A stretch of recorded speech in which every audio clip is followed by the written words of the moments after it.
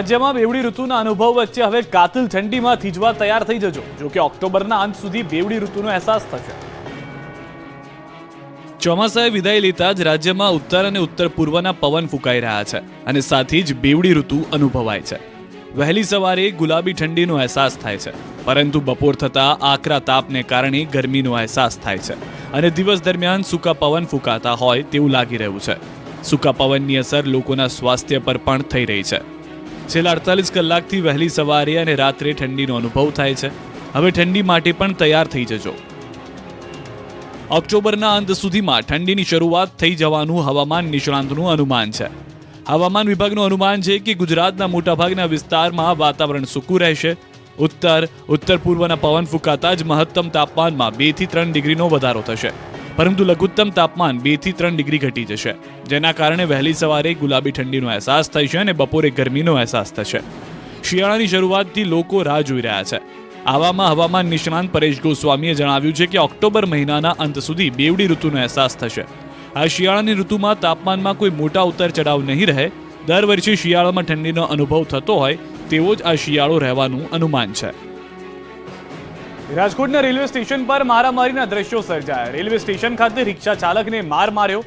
RPF જવાને નશાની હાલતમાં માર માર્યો હોવાના દ્રશ્યો જોવા મળ્યા. સાથી પોલીસ કર્મીએ રોકતા કપડાં ફાડી ઝપાઝપી કરી હતી. નશામાં ધૂત પોલીસ કર્મચારી રેલવે સ્ટેશન ફોર્સનો કર્મચારી હોવાનું પણ અનુમાન છે. રેલવે સ્ટેશન ખાતે ધાંધલ ધમાલના આ દ્રશ્યો સર્જાયા. આરોપીઓ જવાન જે હતો આરપીએફ જવાન તે નશાની હાલતમાં હોવાની શંકા છે. હાલમાં રિક્ષા ચાલકને માર મારતા રિક્ષા ચાલકોમાં પણ રોષ ફાટી નીકળે છે.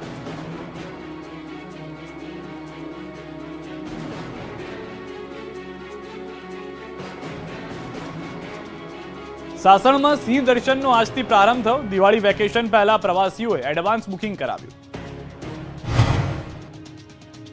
સાસણ ગીરમાં સાવજોનું વેકેશન પૂર્ણ.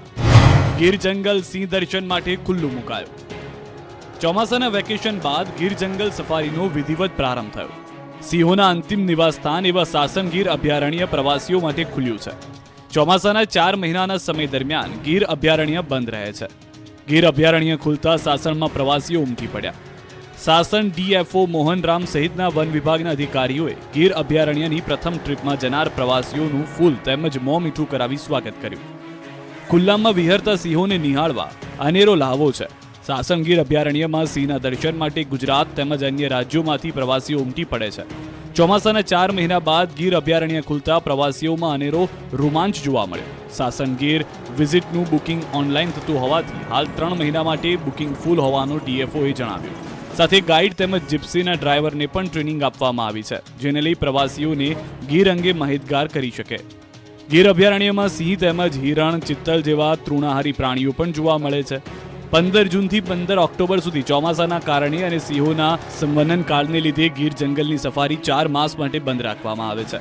મહત્વનું છે કે આગામી 3 નવેમ્બર સુધી દિવાળી વેકેશન માટે ફૂલ બુકિંગ છે.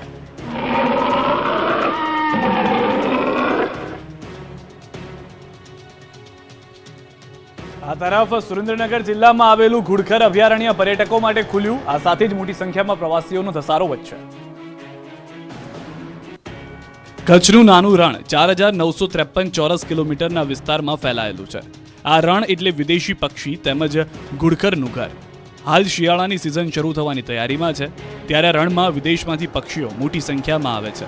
આ સિઝનમાં પ્રવાસીઓ પણ વિદેશી પક્ષીઓને જોવા આ અભયારણ્યની મુલાકાતે આવે છે, જેથી આ અભયારણ્ય 16 જૂન સુધી પ્રવાસીઓ માટે ખુલ્લું રહેશે.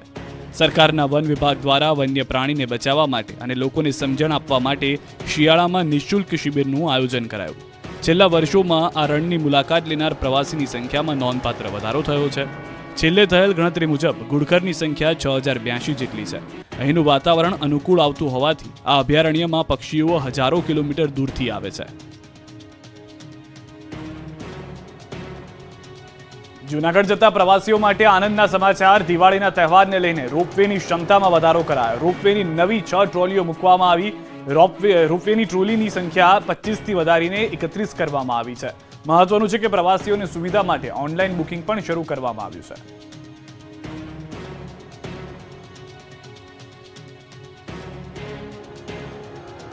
ચૂંટણી પહેલા રાજ્યમાં સેક્શન ઓફિસર વર્ગ 3ની પરીક્ષા શાંતિપૂર્ણ માહોલમાં પૂર્ણ થઈ.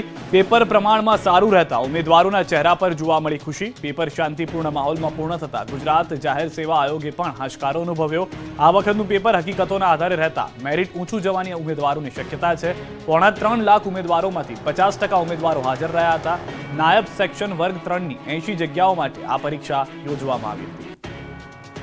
પેપર મીડિયમ રેન્જ છે, ના વધારે સહેલું કહી શકીએ ના વધારે હાર્ડ કહી શકીએ, કેમ કે ज़्यादा હાર્ડ કહીએ તો વધારે ડીપલી કોન્સેપ્ટ છે, જે કોન્સેપ્ટના ક્વેશ્ચન હતા એ વધારે ડીપ હતા નહીં.